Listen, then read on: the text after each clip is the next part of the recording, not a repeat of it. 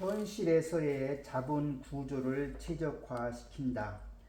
일상생활에서 재무 구조 또는 자본 구조라는 말을 자주 접하게 된다. 보통 이 두 용어는 엄밀하게 구분하여 쓰는 경우는 드물며 두 용어 모두 타인 자본과 자기 자본의 구성을 뜻하는 말로 사용되고 있다. 자본 구조와 관련하여 재무 관리에서 관심의 대상이 되는 것은 다음 두 개의 질문으로 요약할 수가 있다. 첫째 질문은 단순히 자본 구조, 즉 자기 자본과 부채의 구성만을 변경시킴으로써 기업의 가치를 증가시킬 수 있는가에 대한 것이다. 그리고 둘째 질문은 만약 자본 구조에 따라 기업의 가치가 달라진다면 기업의 가치를 극대화시킬 수 있는 최적 자본 구조는 어떻게 구하느냐에 관한 것이다. 이 문제는 그리 간단하지만은 않다. 하지만 우리가 몇 번 강조한 것처럼 먼저 가정을 통해 이 문제를 최대한 단순화해 놓은 다음에 그 가정들을 현실화하는 방법을 택하여 생각을 정리해 볼 수 있다. 더구나 이런 문제를 1958년에 이미 모디글라니와 밀러라는 사람이 다 정리해 놓았다. 이들이 재무학에 공헌한 것은 상당한 평가를 받고 있지만 우리들에게 내놓은 결과는 경영에 있어 크게 도움을 주지는 못한다. 왜냐하면 이들은 자본시장이 완전하다면 자본 구조는 기업의 가치에 아무런 영향을 주지 못한다고 결론을 지었기 때문이다.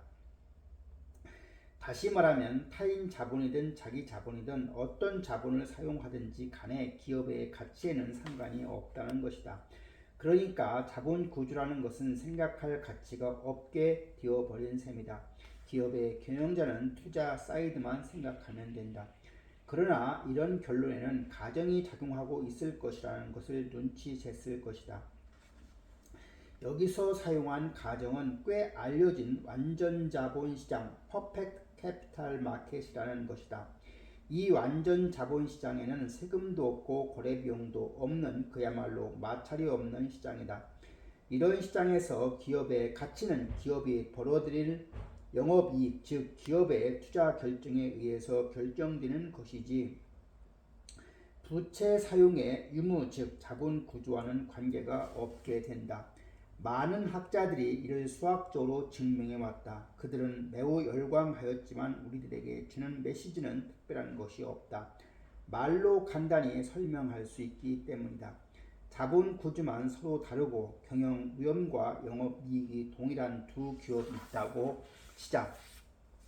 우의 이론에 따르면 두 기업의 가치는 동일해야 한다. 만약 주식시장에 이 두 기업의 가치가 일시적으로 서로 다르게 되면 투자자들이 차익 거래를 통해 두 기업의 가치를 결국 같아지게 만들어 버릴 수가 있다. 차익 거래란 과대평가된 증권을 매각하고 과소평가된 증권을 매입함으로써 추가적인 자금과 위험을 부담하지 않고 얻을 수 있는 확실한 이익을 의미한다. 이럴 수 있는 이유는 개인도 기업과 똑같은 조건으로 부채를 얻어 쓸 수 있기 때문이다. 그런 것이 완전 자본시장이다. 한 기업이 재무 구조만 바꿨는데 가치가 올라간다면 개인도 차입을 통해 두 회사의 포트폴리오를 만들어 다른 투자자보다 같은 위험에서 더 높은 수익을 올릴 수 있는 방법이 존재하게 된다. 더 간단히 말하면 개인이 할 수 있는 일이니 기업은 재무 구조와 같은 것에 신경 쓰지 말라는 이야기다. 완전 자본시장에서는 배당 정책도 기업의 가치와 전혀 상관이 없다. 투자자가 돈이 필요하면 배당받을 필요가 없이 그냥 주식을 팔아버리면 된다. 이런 시장에서는 기업이 사업 포트폴리오를 구성할 필요도 없다. 개인이 직접 하면 되기 때문이다. 개인이 이런저런 주식을 사서 스스로 포트폴리오를 만들 수 있다는 이야기다. 그러나 현실에는 그런 완전 자본시장이 존재하지는 않는다. 이미 여러 번 언급하였지만 그런 시장을 향해 진화하고 있는 것만은 확실하다. 이제 우리는 완전 자본시장의 가정을 하나씩 현실화하면서 현실에서의 자본 구조를 최적화시켜 나가야 한다. 우선 법인세를 현실화해 보자. 기업에게 있어 이자는 정당한 비용으로 인정되어 기업의 법인세는 이자 비용을 제한 나머지 이익에 대하여 과세한다는 사실을 상기해 보자. 따라서 이자만큼 세금에서 혜택을 받을 수가 있다. 영업이익이 같다면 세금을 조금 낼수록 나머지 돈은 어딘가에 사용할 수 있을 것이다. 증자하는 대신에 부채를 사용하였으므로 주식수는 그대로이다. 이제 얼마 안 되는 주주들이 세금으로 인한 차익을 나누면 된다. 당연히 주식시장에서의 주식 가치는 올라갈 것이다. 물론 무한정 그럴 수는 없다. 부채를 많이 쓸수록 위험이라는 것이 나타나기 때문이다. 부채를 사용함으로써 얻는 이익은 세금 이익 이외에 또 다른 것이 존재한다.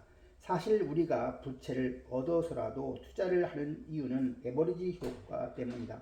레버리지 효과는 적은 돈을 투자하여 큰 수익을 얻기 위해 투자 재원의 일부나 전부를 타인의 자본을 사용하는 것을 말한다.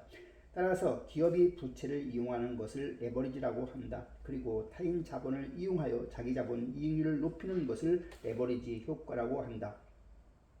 예를 들어보자. 두 친구가 있다. 한 친구는 자기 자금 2억 원에 은행 대출 5천만 원을 보태어 2억 5천만 원짜리 25평 아파트를 장만했다.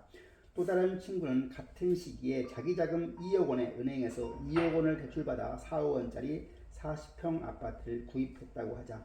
1년 후인 지금 25평 아파트는 4억 원 남짓하지만 40평 아파트는 7억 원을 폭발한다고 하자. 은행 대출과 이자를 상환하고도 두 사람 간의 재산 격차는 약 1억 원이 이상 나게 된다. 그러나 문제는 위험이다. 미래의 이익에 대해 확신만 있다면 이 레버리지, 즉 지렛대 효과는 그야말로 효자 노릇을 하는 셈이다. 그러나 지렛대 양쪽이 있듯이 손실이 날 경우에 그 손해 또한 확산되어 우리들에게 돌아온다. 기업이 타인 자본을 사용하는 경우에 점차 기업의 위험, 파이낸셜 리스크가 증가하게 된다. 즉 기업이 타인 자본을 사용하면 세금으로 인한 이점과 레버리지 효과가 존재하지만 동시에 재무 위험이 함께한다. 이 위험은 단순히 이익을 내지 못했을 경우 자기 자본 이익률이 작아지는 위험만 있을 것이 아니다. 과도한 부채 사용이 계속되고 기업 실적이 나빠지게 되면 도산 또한 파산 비용과 대리 비용 같은 것도 존재한다. 부채가 증가함에 따라 기업이 재무적 의무를 다하지 못할 가능성은 커진다. 다시 말하면 이자를 지급하지 못하게 될 수도 있다. 만약 이러한 상황이 일정 기간 동안 지속되면 기업은 결국 파산할 수도 있게 된다. 이때 발생하는 것이 바로 파산 비용인 것이다. 파산으로 인한 재반 행정 비용, 예를 들어 변호사와 회계사에 대한 보수 이외에도 실제의 법적 파산 수속이 진행되기 이전에 여러 가지 간접 비용도 발생하게 된다. 우선 그 기업은 금융시장에서 추가 자금 조달이 어려워질 뿐만 아니라 또 자금 조달을 할 수 있더라도 상당히 높은 이자를 지불해야 하는 것이다. 이런 것들이 모두 파산 비용이 되는 것이다. 기업이 이처럼 어려운 상황에 직면하게 되면 주주들과 채권자 모두가 기업이 빠른 시일 내에 정상 상태로 회복되기를 바라지만 서로의 이해가 상충하게 되어 있다. 채권자는 손해를 보더라도 가능한 자신들의 원금 일부라도 찾고 싶을 마음일 것이다. 그러나 주주나 경영자는 모험을 해서라도 다시 한번 기회를 갖기를 원하게 된다. 따라서 모험적인 사업을 감수할 수 있다는 이야기일 거다. 이처럼 주주들이 기업 전체적인 가치를 극대화하기보다는 채권자들을 희생해서라도 자기 자신들만의 이익을 극대화하려는 유혹에서부터 대리 비용은 발생하게 된다.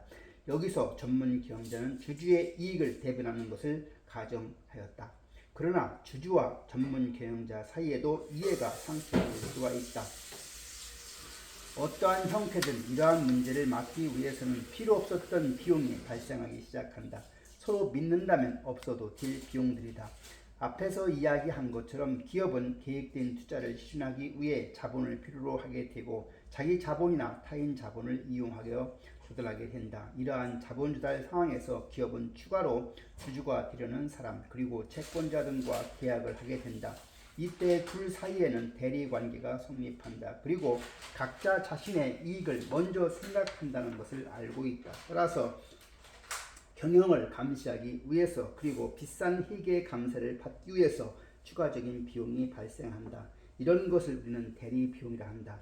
부채를 사용하는 것이 자기자본 수익률을 높이는 데 유리한 것이지만 지금까지 살펴본 우연과 그에 따른 비용 때문에 상황에 따라 그리고 기업에 따라 적절한 자본 구조가 존재하는 셈이다. 따라서 기업마다 목표 부채 비율이 달리 결정된다는 것을 인정해야 한다. 자산 중에서 안전한 자산의 비중이 높고 세전이익이 풍부한 기업은 일반적으로 부채 비율이 높을 수밖에 없다. 그것이 자기 자본의 수익률을 높여줄 것이기 때문이다. 반면에 위험성이 높고 무형자산의 비중이 크고 수익성이 낮은 기업은 대체로 자기 자본에 대한 의존도가 높을 수밖에 없다. 자기 자신이 원하지 않더라도 시장이 그렇게 만들어 놓는다. 그러나 수익성이 높은 많은 성공적인 기업들은 거의 부채를 사용하지 않고 있다. 왜 그럴까? 자본 조달 시에 부채를 충분히 사용할 경우에 많은 법인세를 절감할 수 있음에도 불구하고 부채를 거의 사용하고 있지 않다. 그 이유는 간단하다. 그들은 그동안의 이익을 통해서 축적한 유보이익이 많기 때문이다. 따라서 외부 자금을 필요로 하지 않는다. 그럼에도 불구하고 새로운 투자 기회로 인해 자금이 필요하다면 어떻게 해야 할까? 먼저 부채를 생각해 봐야 한다. 그것이 자기 자본, 즉 주주들에게 이익이 되기 때문이다. 그리고 외부에서 자금을 조달할 필요가 있다면 가장 안전하고 금융 비용이 싼 채권으로 시작해서 전환사채와 같은 혼합증권을 발행하고 그 위에 마지막 수단으로 주식을 발행해야 한다. 금융 비용 이외에 이렇게 해야 할 이유는 또 있다. 바로 발행 비용의 차이이다. 내부 자금은 발행 비용이 없으며 부채에 대한 발행 비용은 주식의 경우보다 더 적다. 주식을 추가로 발행하는데 비용이 들지 않는 비상장 기업이라 하더라도 기존 주주의 주식 가치가 떨어진다. 그것도 비용이다. 그렇다면 최적의 자본 구조는 우리가 결정해야 할 사안이 아닐지도 모른다. 시장에서 결정해 준다는 이야기다. 우리는 내부에서 자금을 조달하는 자기 금융 그리고 싼 이자의 부채 그리고 전환사채 그 다음에 추가로 주주 모집이라는 순서만 기억하고 있으면 될 것이다. 그렇다면 어떤 것이 싼 이자일까? 이를 알기 위해서 자본 비용이라는 개념을 이해해야 한다. 우리는 타인 자본 비용이 자기 자본 비용보다 작다는 것을 암묵적으로 인정하고 여기까지 왔다. 왜 그럴까? 위험과 수익이라는 것을 생각해 보면 당연하다. 부채는 일정한 이자라는 수익을 기대하는 투자다. 반면에 주식, 즉 자기 자본은 영업이익에서 이자를 지급하고 난 순이익을 기대하는 투자다. 부채보다 훨씬 위험한 투자가 되는 셈이다. 따라서 자본 구조도 이 자본 비용으로 설명할 수가 있다. 레버리지가 일정 수준에 도달하기까지는 상대적으로 저렴한 비용인 타인 자본 효과가 재무 위험의 증대 효과를 상쇄하고도 남기 때문에 기업 가치는 증가한다. 다른 말로 표현하면 기업의 전체 자본 비용이 하락한다. 그러나 타인 자본을 과다하게 사용하여 레버리지가 일정 수준을 초과하게 되면 타인 자본 사용에 따른 비용의 절감 효과보다 재무 위험의 증대 효과가 크게 나타나 기업의 가치는 오히려 하락하게 된다. 즉 기업의 전체 자본 비용이 상승하게 된다는 것이다. 이때 기업 가치가 하락하기 시작하는 바로 그 전환점의 레버리지 수준에서 기업의 최적 자본 구조가 존재한다고 할 수가 있다. 여기서 캐피탈 코스트 자본 비용이란 자기 자본 비용과 타인 자본 비용의 합이라 할 수 있다. 타인 자본 비용은 차입금에 대한 이자, 사채 이자 등이며 자기 자본 비용은 주주에 대한 배당이 될 것이다. 배당을 하지 않는다 해도 그에 대한 요구는 존재하게 된다. 자본 비용은 각종 자본의 가중 평균을 통해 계산될 수 있다. 다시 한번 정리해보자. 우리에게 있어 자본 비용은 시장의 투자자에게는 요구 수익률 RRR, Required Rate of Return 또는 기대 수익률 Expected Rate of Return이 된다. 그들 투자자가 우리에게 요구하는 최소한의 수익률이다. 기업이 주식을 발행하였을 때 투자자가 요구하는 최소한의 수익률을 기업 입장에서는 자기 자본 비용이 되고 채권에 대하여 발생하는 요구 수익률이 이자이며 타인 자본 비용이다. 그리고 앞에서 언급한 것처럼 자본 비용은 그 위험에 따라 크기가 달라지며 주식의 경우 사채보다 위험이 더 크므로 자기 자본 비용이 타인 자본 비용보다 크게 된다. 우리는 이 자본 비용으로 투자 가치를 평가할 때 미래 현금 흐름을 현재 가치로 계산하기 위한 할인율로 이용하였다. 거기서 우리는 그 할인율이 주어지는 것으로 가정했을 뿐이다. 이제 기업에 있어서 투자와 자본 조달이 독립될 수 없는 이유를 설명할 수 있게 되었다. 재무회계는 CEO의 필수 언어라 할 수 있다. 결국은 자본 구조나 자본 비용이라는 것들은 우리 마음대로 되지 않는 것들이다. 시장에서 투자자들과 함께 결정하는 종류의 것이다. 자본 비용이란 우리가 이야기하는 시장에서의 제품이나 서비스의 가격과 같은 방법으로 결정된다. 이자나 기대 수익률이 이 시장에서의 가격이다. 자본시장도 제품시장과 같이 움직인다. 그리고 자금을 조달하는 시장을 우리는 금융시장이라고 부른다. 이 시장은 제품시장에 비해 매우 효율적이고 잘 조직되어 있는 시장이다. 물론 그 이유는 유동성이 어떤 제품보다 높기 때문이다. 그리고 그 시장은 다양한 시장으로 구성되어 있다. 한국은행이 발행한 우리나라의 금융시장의 분류에 따르면 우리나라 금융시장은 금융시장 기관을 통해 자금 중개가 이루어지는 대출시장, 장단기 상품이 거래되는 금융시장, 이완시장, 파생금융 상품시장으로 구성되어 있다. 금융시장에는 다양한 금융기관이 활동하고 있다. 사실 너무나 많은 종류의 조직이 존재하므로 전문가가 아니라면 그 종류를 다 기억하지 못할 정도이다. 이렇게 많은 금융기관이 존재한다는 것은 아직도 자금의 수요자와 공급자에 관한 정보가 충분히 시장에 제공되지 않고 있다는 것을 시사하는 것이다. 그 정보에는 무혐의라는 요소가 포함되어 있다. 즉 자금 공급자는 자금 수요자가 누구인지, 어디에 있는지, 어느 정도의 자금을 어떠한 조건으로 원하는지 모른다. 반대로 자금 수요자는 공급자가 기대하는 수익률과 감당하고자 하는 위험 수준을 모른다. 이 금융시장에 많은 금융기관이 필요한 이유가 된다. 여기까지 왔으나 한국은행이 금융기관에 대해 표로 정리한 것을 봐두는 것이 우리의 세계를 위해 도움이 될 듯하다.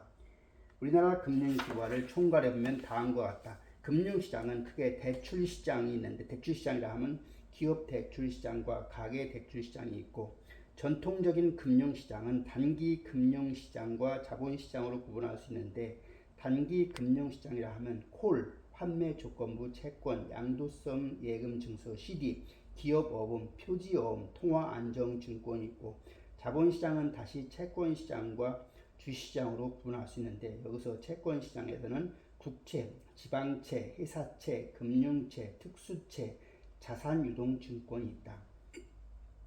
금융시장에 또 하나는 애완시장이 있고 또 하나는 파생금융상품시장이 있다. 파생금융상품시장은 선도, 계약, 금융선물, 옵션, 스왑, 차액 결제 선물안 등이 있다. 우리가 비상장 기업이거나 이제 창업을 하는 기업의 최고 경영자라면 관심을 가져야 할 기관은 신용보증회사와 대출 관련 기관 그리고 벤처 캐피탈 회사뿐이다. 오히려 정부의 재정자금 지원에 관한 정보가 더 필요할지도 모른다. 현재 우리나라에서 중소기업의 자금을 지원해주는 기관은 12개 정부 부처 및 산하기관을 비롯하여 금융기관 등 상당히 다양하다. 이들 기관에서 지원되는 자금의 종류도 다양하며 기업의 입장에서는 어떤 기관에서 어떤 자금을 지원하는지 자사에 필요한 자금을 어디에서 공급하는지 파악조차 곤란한 경우가 많다. 특히 소규모 중소기업일수록 정보 수집 능력이 떨어져 동업계 업체로부터 얻은 정보나 금융기관 소개 등에 의존하는 경우가 많다. 결국은 정보가 생명인 셈이다. 정책 자금은 일반 자금에 비해 이율이 낮은 데다가 상환 기간도 장기이기 때문에 여타 자금에 비해 월등히 유리하다. 그러나 정책 자금은 말 그대로 정부, 주무관청 또는 지방자치단체의 정책에 따라 지원 규모나 지원 시기 등이 매번 변하기 때문에 정확한 정보를 파악하는 것이 무엇보다 중요하다. 따라서 우리는 그런 정보가 어디에 있는지 정도는 알아둘 필요가 있다. 먼저 중소기업진흥공단, 중소기업청, 중소기업협동조합, 신용보증기관 등에서 얻는 정보가 유용할 것이다. 대부분의 최고 경영자는 최소 한 번 이상 자금 조달로 인한 어려움을 겪었을 가능성이 있다. 그런 때면 주변에 부탁을 하거나 소위 브로커를 통해 일을 해결하려고 한다. 하지만 그에 대한 정보를 미리 준비하는 것도 최고 경영자의 책임이다. 만약 우리 기업이 그동안 건실하게 경영되어 왔다면 직접 부딪히는 일이 중요하다. 그 기관들이 존재하는 것은 바로 우리 같은 기업인들이 있기 때문이며 우리를 찾는 것이 그들의 일이기도 하다. 결국 재무관리에서의 자본조달 또는 자금 조달이란 우리가 이미 영위하고 있는 투자나 기회로 생각하고 있는 신규 투자의 바로 뒷면에 위치하고 있는 셈이다. 팀장 재무학을 저술한 캐런 버먼과 조 나이트는 금융진흥이라는 용어를 하면서 재무에 대한 이해도라고 정의하고 있다. 재무는 비즈니스 언어이다. 좋든 싫든 간에 회사 내부의 인물들 또는 외부의 사람들과 재무 및 회계에서 사용하는 언어로 커뮤니케이션 해야 한다. 최고 경영자로서는 피할 수 없는 필수 언어인 셈이다. 재무회계는 정보 시스템이기도 하다. 기업 내 많은 사람들이 그 정보를 활용하여 기업의 목표를 달성하기 위해 더 효율적이며 생산적인 일을 할 수 있도록 하는 지원 시스템이기도 하다.